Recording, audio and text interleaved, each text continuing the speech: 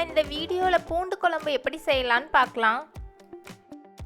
இந்த பூண்டு குழம்புக்கு நல்லெண்ணெய் சேர்த்தா தான் நல்லாயிருக்கும். ஒரு 3 ஸ்பூன் அளவு நல்லெண்ணெய் சூடு பண்ணிக்கோங்க. நல்லெண்ணெய் சூடானோடனே கடுகு, கொஞ்சம் வெந்தயம், கருவேப்பிலை சேர்த்துக்கோங்க. அடுத்தது கொஞ்சமாக பொடியாக நறுக்கின வெங்காயம் சேர்த்து வதக்கிக்கோங்க.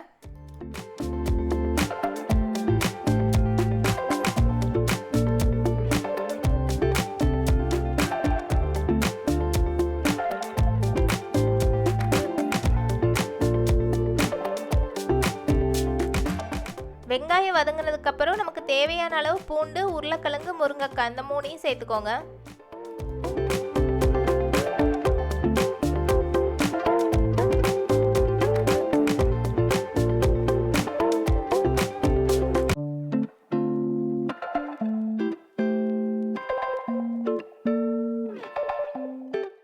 குழம்பு காரத்துக்கு ஏற்ற மாதிரி குழம்பு மசால் தூள் சேர்த்துக்கோங்க. நான் 4 ஸ்பூன் அளவு மசால் சேர்த்துருக்கேன்.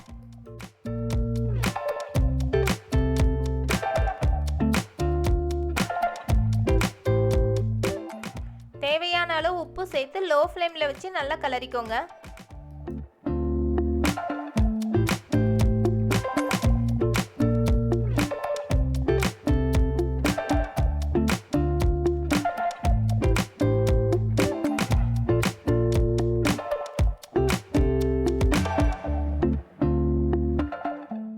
இந்த காய் எல்லாமே மசாலாவோடு சேர்த்து நல்லா செட் ஆகணும். அதனால 15 மினிட்ஸ் லோ ஃப்ளேமில் வச்சே கலரிக்கோங்க.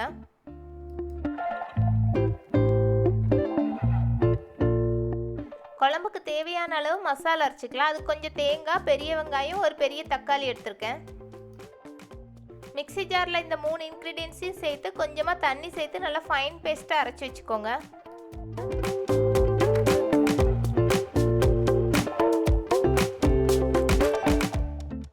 நம்ம சேர்த்துருந்த காய் எல்லாமே 15 மினிட்ஸ் நல்லா லோ ஃப்ளேமில் வச்சே கலரிட்டோம். மசாலாவோட சேர்ந்து நல்லா செட் ஆயிடுச்சு. அரைச்சி வச்சிருந்த தேங்காய் பேஸ்ட்டை சேர்த்துக்கலாம்.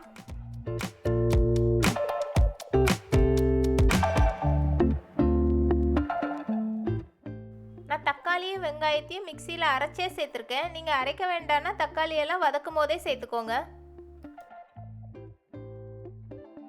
நீங்கள் தக்காளியும் வெங்காயத்தையும் வதக்கும் போதே சேர்த்துட்டிங்கன்னா அரைக்கும் போது தேங்காய் மட்டும் அரைச்சி சேர்த்தா போதும்.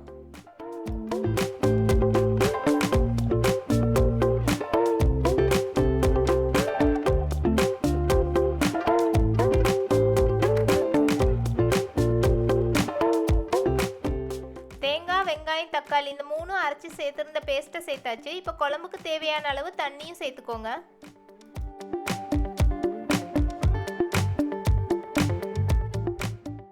அடுத்து குழம்புக்கு தேவையான அளவு புளி தண்ணியும் சேர்த்துக்கோங்க. குழம்புக்கு தேவையான அளவு தண்ணியும் சேர்த்துக்கோங்க. உப்பு, உரைப்பு எல்லாமே செக் பண்ணி பார்த்துட்டு ஹை ஃப்ளேமில் வச்சு ஒரு 10 மினிட்ஸ் கொதிக்க விடுங்க.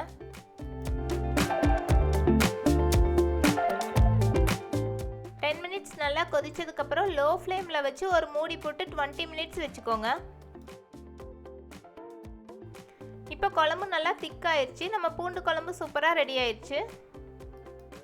இந்த வீடியோ உங்களுக்கு பிடிச்சிருந்தனா லைக், ஷேர், சப்ஸ்கிரைப் பண்ணுங்கள்.